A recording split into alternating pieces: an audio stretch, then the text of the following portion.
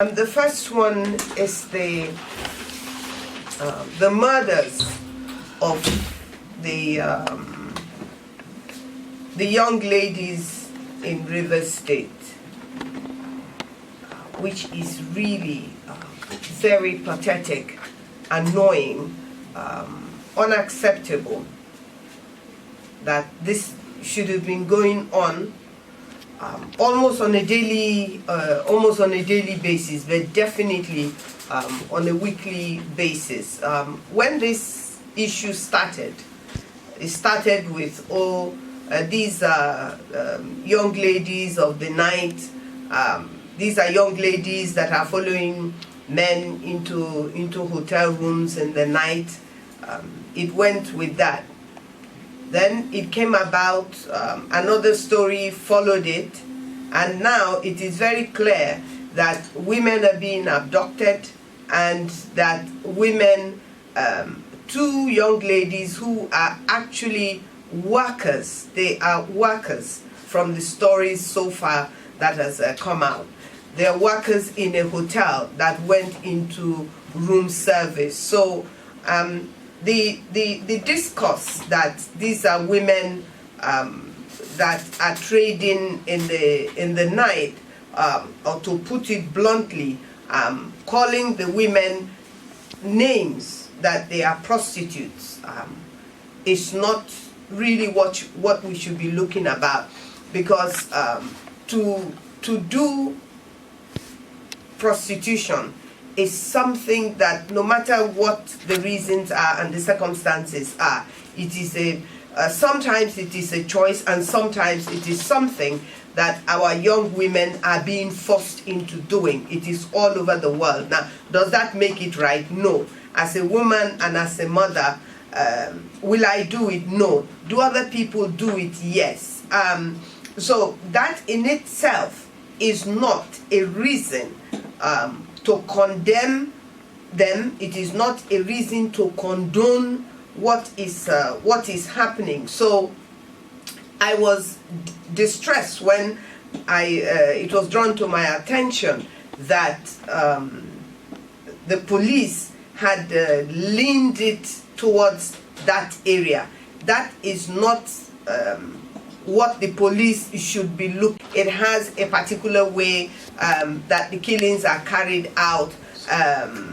So it is serial killing. Now, last week the police had claimed that they had arrested somebody. Now, if after that arrest, these young ladies are still being murdered in the way that they are being murdered, then it becomes questionable whether, one, the police have actually arrested anybody, and two, if the police have arrested somebody, have the police arrested the right person? If the police have arrested the right person, then it means that there are more people out there. Either they're working together or they are copycat people. But whatever is going on in Rivers State, what cannot be denied is that young women are being murdered. They are being lured to their deaths under any circumstances. Young women are being murdered. And so it is the responsibility primarily of the police to begin the process of finding out what is going on in the states that they are policing. It is, of course, it is always the responsibility of an individual to make sure that, as much as they can, that they do things, or they keep away from things and situations that put their lives at risk. Everybody, even if you're crossing the road this morning as I'm speaking, you're still putting your life at risk, because a car can hit you. So you look left, you look right, you look left, then you cross to make sure that there is no car coming from your left and from your right. So you're looking out for yourself. Now, there are so many things that we can do individually to make sure that we are safe. Then the rest of it if you're a believer, as we will say, is in God's hand, because our lives really, as we know it, since we don't know when we're going to leave this earth, is in God's hand.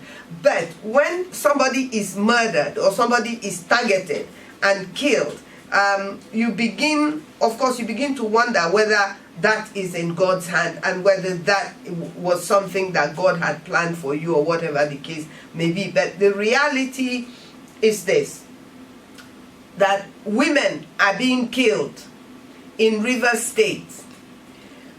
Women have a right for the police to take this, what is happening in Rivers State, as a priority. The Commissioner of Police should take it as a priority. The Director of DSS, whose job it is to find information quietly, should take it as a responsibility to make sure that they trace and they find out what is going on in Rivers State, and begin to trace these people and put a stop to the killing of young women. It is not really the responsibility of the women in Rivers State to do the work of the police. It is our responsibility to raise the discussion, and which women across, young women,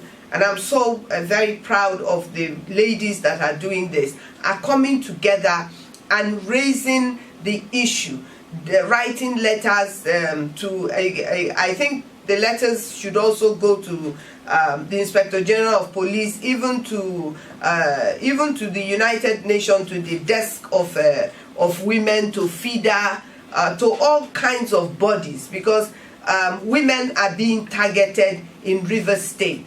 And it is not just the responsibility alone of the police in Rivers State alone. It is the responsibility of the police all the way up to Abuja, judging these women, whoever they are. They are somebody's mother, they are somebody's daughter, they are somebody's sister.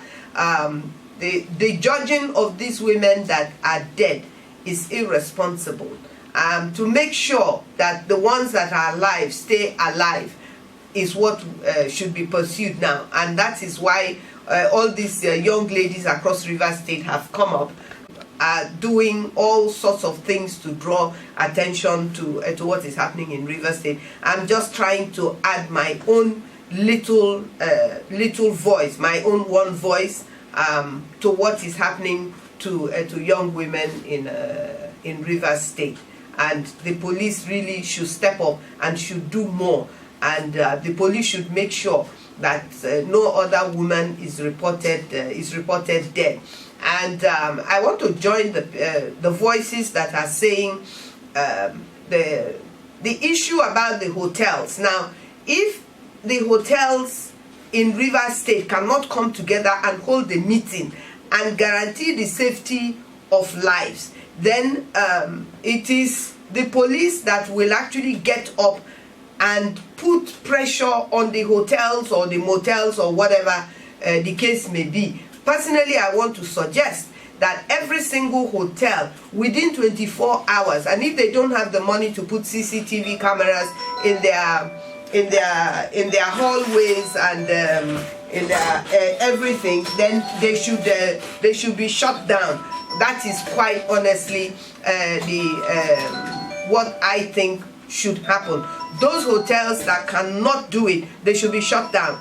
And the hotels where it produce a driver's license, if you're checking into a hotel, in normal hotels abroad where people are civil, you produce a form of identity. When you're checking in, you produce your passport. If you're abroad, you produce a form of photo identity that is valid. So these people should produce identification if they are going to check into a hotel. If you don't produce an identification, you should not be checked into a hotel, full stop. So that they will take a photocopy of your identification and check it, so that they know that you were in room 3. And so if anything happens in room 3, they will trace you. That is how it is done.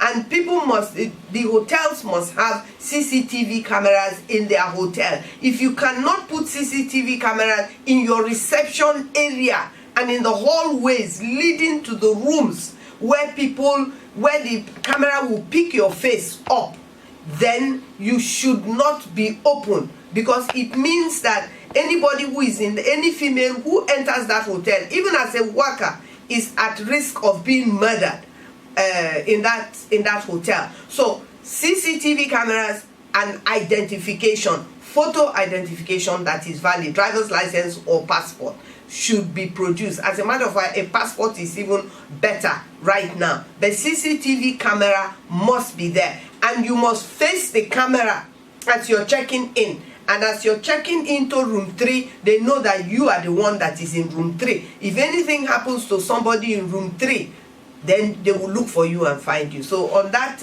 note, that is my own little input into it. And may the souls of all these young ladies who have been murdered rest in peace. And I pray that no other young lady will be killed, and that all young ladies are safe. Now, the other topic I want to raise very quickly is the topic of the